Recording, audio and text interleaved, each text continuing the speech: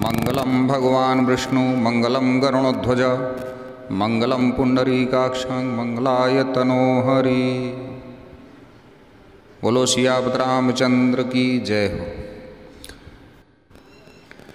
मित्रों, आज मैं आप सबके लिए एक बहुत ही शिक्षाप्रद कहानी लेकर आया हूँ अपने चैनल उमानंदन भक्ति सागर के माध्यम से। आज आपको मैं बहुत ही सुंदर रामायण का एक छोटा सा अंश है, इसमें जो इस कहानी में आपको समर्पण की भावना दिखेगी, जो त्याग की भावना दिखेगी, वो महान है, उसको ग्रहण करने योग्य है। बहुत ही छोटा अंश है कहानी का, अगर आप पूरा सुनेंगे तो आपको बड़ा ही आनंद आएगा, और अगर भक्ति से सुनेंगे तो आशा है कि आप रो पड़ेंगे इस कहानी पे। बहुत ही मार्मिक प्रसंग है। मित्रों, ये बात उस समय की है जब राम जी वनवास में थे और लगभग भगवान को वन गए 12-13 वर्ष हो गए थे। उस समय ये झलक जो है अयोध्या जी की है, श्री कौशल्या जी के महल की झलक है। कौशल्या जी अपने भवन में अपने बिस्तर पे सो रही होती हैं। उनको अपने छत पर किसी के पैरों की आवाज़ सुनाई पड़ती है, पदजाप सुनाई पड़ता है। तो उसमें जो है वो तुरंत सेवकों को आवाज़ लगाती हैं, सेवक आते हैं, उनसे आदेश होता है कि देखो छत पे कौन टहल रहा है। ये आहट चलने की किसकी सुनाई पड़ रही है। सेवक गए, मालूम पड़ा कि आपकी सबसे छोटी बहू शत्रुघ्न जी की पत्नी श्रुति कीर्ति जी हैं। माता कौशल्या जी ने उन्हें तुरंत नीचे बुलाया। श्रुति कीर्ति जी आईं और चरणों में प्रणाम करके खड़ी हो गईं। बहुत शांत हैं, बहुत सिमटी हुई हैं, बहुत दुखी हैं। माता कौशल्या जी ने पूछा, श्रुति बेटा, इतनी रात को अकेली छत पे क्या कर रही हो? क्या नींद नहीं आ रही है? दूसरा प्रश्न उन्होंने किया, शत्रुघ्न जी कहाँ पर हैं? इतना सुनकर श्रुति कीर्ति जी की आंखें भर आईं और वो कुछ जवाब न देकर माँ कौशल्या के छाती से चिपट गईं और उनके गोद में आंचल में सिमट गईं और बड़े दुख भरे स्वर से बोली, माँ, उन्हें देखे तो 13 वर्ष हो गए। कौशल्या जी का मनो हृदय चीर गया हो, हृदय फट गया हो। उन्होंने तुरंत जो है आह ऐसा शब्द उनके मुंह से निकला। कौशल्या जी का हृदय कांपकर छटपटा गया। तुरंत सेवकों को आवाज़ लगाई, सेवक आए। हाँ माँ, आदेश। कौशल्या जी ने कहा, तुरंत पालकी तैयार की जाए, इसी वक्त शत्रुघ्न जी की खोज होगी, पता लगाओ वो कहाँ पर हैं इस समय। पालकी तैयार होती है। जो गुप्तचर होते हैं उनको चारों तरफ भेजा गया। एक गुप्तचर आया, उसने तुरंत माँ जी से बोला कि माता जी, कौशल्या शत्रुघ्न जी कहाँ पर हैं ये पता लग गया है। पालकी उसी तरह प्रस्थान होती है। वहाँ पहुँचते हैं जिस जगह पे शत्रुघ्न जी मिले। अयोध्या जी के जिस दरवाजे से बाहर नंदीग्राम की तरफ भरत जी चले गए थे, उसी दरवाजे के भीतर एक पत्थर की शिला है, उसी पर अपनी बाँह का तकिया बनाकर शत्रुघ्न जी लेटे हैं। सो नहीं रहे हैं, आंखें मूंद कर कुछ सोच रहे हैं। माँ चुपचाप सिरहने बैठ गईं। बालों पे हाथ फिराया तो शत्रुघ्न जी ने आंखें खोली। उनकी आंखें खोल गईं। सहसा चौंक कर उठे, माँ आप इस समय यहाँ? उठकर तुरंत चरणों में सिर नवाया और माता जी से बोला कि माँ आपने क्यों कष्ट किया, मुझे बुलवा लिया होता। माँ ने कहा, शत्रुघ्न यहाँ क्यों? अपने महल में आप क्यों नहीं हैं? शत्रुघ्न जी की रुलाई फूट पड़ी। बोले, माँ भैया राम जी पिताजी की आज्ञा से वन चले गए, भैया लक्ष्मण जी उनके पीछे चले गए उनकी सेवा के लिए, भैया भरत जी भी नंदीग्राम में हैं, गड्ढा खोद की ज़मीन पर रहते हैं। अब आप ये बताइए, क्या ये महल, ये रथ, ये राशि वस्त्र ये विधाता ने मेरे लिए बनाए हैं? माता कौशल्या जी निरुत्तर हो गई। उनके पास कोई उत्तर न रह गया शत्रुघ्न जी की बातों का। अब मित्रों, समझना इसमें यही है, देखो ये क्या है, ये राम कथा, यह भोग की नहीं बल्कि त्याग की कथा है, समर्पण की कथा है। यहाँ त्याग की ही प्रयोगता चल रही है। सभी प्रथम है, कोई पीछे नहीं रहा। चारों भाइयों का प्रेम और त्याग एक दूसरे के प्रति अद्भुत अभिनव कर रहा है और अलौकिक है। रामायण जीवन जीने की सबसे उत्तम शिक्षा देती है। भगवान राम को 14 वर्ष का वनवास हुआ तो उनकी पत्नी सीता मैया ने भी सहर्ष वनवास स्वीकार कर लिया, परंतु बचपन से ही बड़े भाई की सेवा में रहने वाले लक्ष्मण जी कैसे राम जी से दूर रह जाते। माता सुमित्रा से तो उन्होंने आज्ञा ले ली थी वन जाने की, परंतु जब पत्नी उर्मिला के कक्ष की ओर बढ़ रहे थे तो वो सोच रहे थे कि माँ ने तो आज्ञा दे दी है, परंतु उर्मिला को कैसे समझाऊंगा, क्या बोलूँगा उनसे। यही सोच विचार करके लक्ष्मण जी जैसे ही अपने कक्ष में पहुँचे तो देखा उर्मिला जी पहले से ही आरती का थाल लेके उनको विदा करने के लिए खड़ी थीं और बोलीं, आप मेरी चिंता छोड़कर प्रभु श्री राम जी की सेवा में वन को जाओ, मैं आपको नहीं रोकूंगी। मेरे कारण आपकी सेवा में कोई बाधा ना आए, इसलिए साथ जाने की भी जिद नहीं करूंगी। लक्ष्मण जी को कहने में संकोच हो रहा था, परंतु उनके कुछ कहने से पहले ही उर्मिला जी ने उन्हें संकोच से बाहर निकाल दिया। मित्रों, वास्तव में यही पत्नी का धर्म है। पति संकोच में पड़े उससे पहले ही पत्नी उसके मन की बात जानकर उसे संकोच से बाहर कर दे। एक बार और ये चित्र आपको देखने को मिला होगा रामायण में कि जब भगवान नाव में बैठ के उस पार गए तो उनके पास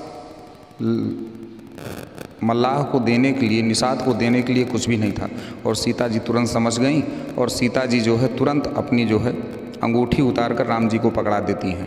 कहने का मतलब ये है मित्रों कि पत्नी का धर्म यही है, ओरिजिनल पत्नी वही है जो पति को आज्ञा देने से पहले उसके मन की बात जान ले और वो कर दे।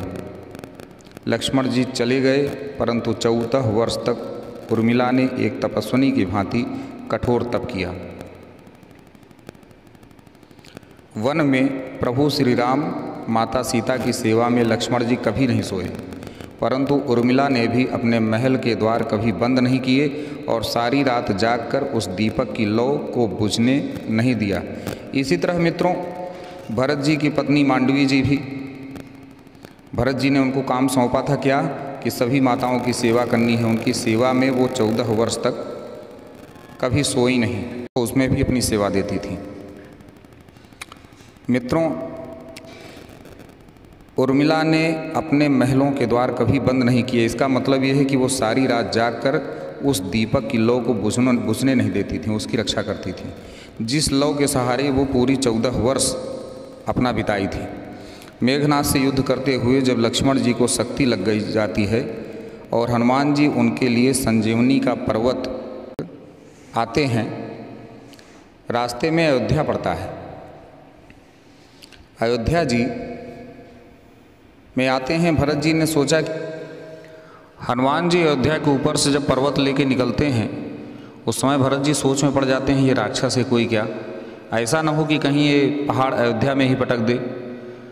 तो भरत जी ये सोचकर उनको बाण मार देते हैं, पैर पे बाण मारते हैं, हनुमान जी नीचे गिर जाते हैं।